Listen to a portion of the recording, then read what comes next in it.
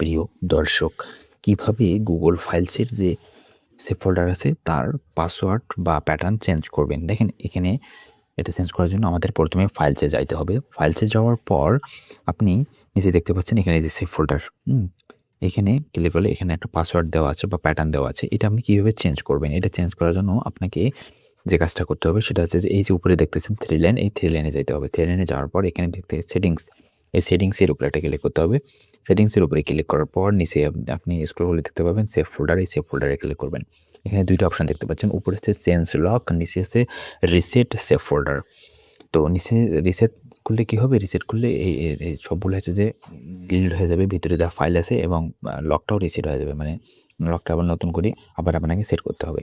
আর আপনার যদি লক মনে থাকে সেক্ষেত্রে আপনাকে কি করতে হবে? চেঞ্জ লকে ক্লিক করতে হবে। তো চেঞ্জ লকে ক্লিক করলাম। এখান থেকে আপনাকে এখানে বলতেছে ড্র কারেন্ট প্যাটার্ন। মানে বর্তমানে আপনার যে প্যাটার্নটা দেওয়া আছে সেটা আপনাকে এখানে আঁকতে হবে। ওকে? তো আপনারা নিশ্চয়ই এটা স্ক্রিনে দেখতে পাচ্ছেন না। তো দেখেন এখানে প্যাটার্ন আপনারা সাধারণত যেভাবে আঁকেন সেই প্যাটার্নটা এখানে আর্ট কোড দিতে হবে। ওকে?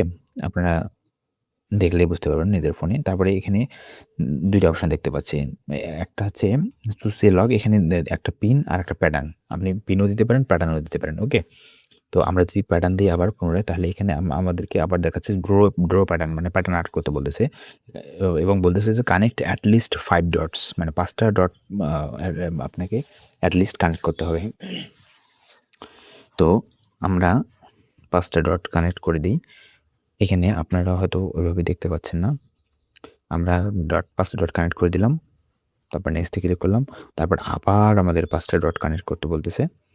ওকে, আমরা নেক্সটে ক্লিক করলাম।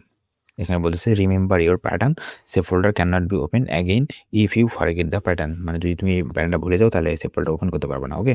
তো গট ইট। তো এভাবেই মূলত আমরা সেভ ফোল্ডারের প্যাটার্ন পরিবর্তন করতে পারি। ওকে?